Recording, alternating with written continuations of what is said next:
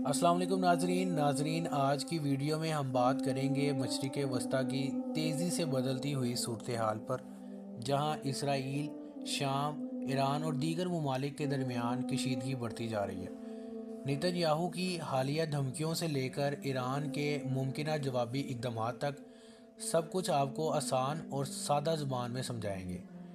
یہ ویڈیو آپ کو موجودہ تنازع کی مکمل تصویر فراہم کرے گی۔ ناظرین، اسرائیل کے وزیر اعظم نیتن یاہو نے حالیہ دنوں میں شام کے علاقے گولان ہائٹس پر اپنی مکمل حاکمیت کا اعلان کیا اور واضح الفاظ میں کہا ہے کہ اگر شام اپنی فوجیں وہاں بھیجے گا تو اس کا نتیجہ ایک بڑی جنگ کی صورت میں نکلے گا۔ اسرائیل نے 1974 میں ہونے والے معاہدے کو ختم کر دیا ہے اور واضح طور پر کہا ہے کہ جب تک نیا معاہدہ نہیں ہوتا، شام کی فوج کو اس علاقے میں آنے کی اجازت نہیں دی جائے گی۔ ناظرین، یہ صرف ایک دھمکی نہیں بلکہ ایک واضح پیغام ہے کہ شام کے اندرونی معاملات میں اسرائیل کسی بھی صورت برداشت نہیں کرے گا کہ اس کے مفادات کے نقصان پہنچایا جائے۔ اب سوال یہ پیدا ہوتا ہے ناظرین کہ شام اور اس کے اتحادی، خاص طور پر ایران اور حزب اللہ، اس صورتحال کا مقابلہ کس طرح کریں گے؟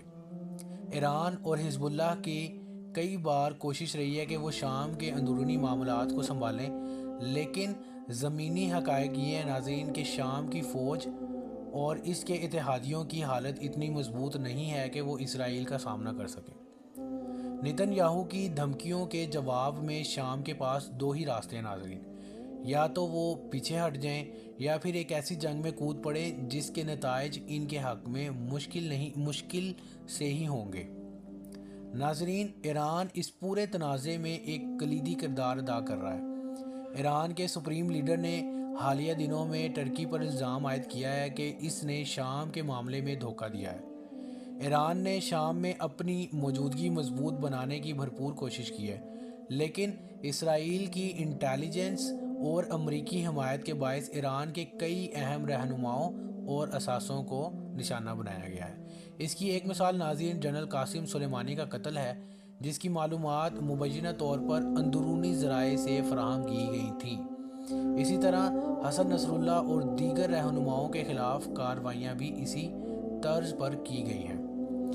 یمن کے حوثی باغیوں نے حالیہ دنوں میں اسرائیل کے خلاف میزائل حملے کیے ہیں ناظرین، جنہوں نے اسرائیل کے دفاعی نظام کو ناکام بنا دیا ہے۔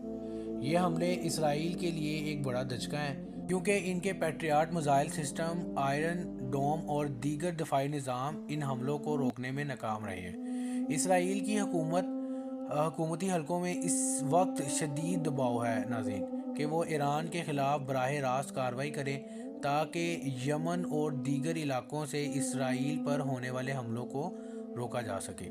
ناظرین، اس تمام صورتحال میں امریکہ کا کردار بہت اہم ہے۔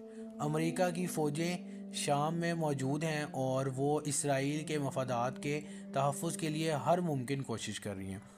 حال ہی میں امریکی میڈیا نے رپورٹ کیا ہے کہ امریکہ نے شام کی حکومت کے اہم عہدیداروں کو پیغام دیا ہے کہ وہ کسی قسم کی جارحیت نہ کریں۔ شام کے صدر بشار الاسد کی کئی اعلیٰ عہدیداروں نے بھی امریکہ کے ساتھ خفیہ معاہدے کیے ہیں۔ اب ناظرین، سوال یہ پیدا ہوتا ہے کہ اگر ایران، اسرائیل اور شام کے درمیان جنگ چھڑ جاتی ہے تو اس کے اثرات کیا ہوں گے؟ خطے میں عدم استحکام۔ مشرق وسطیٰ پہلے ہی جنگوں اور تنازعات کا شکار ہے۔ ایک اور جنگ پورے خطے کو مزید عدم استحکام کا شکار بنا سکتی ہے ناظرین۔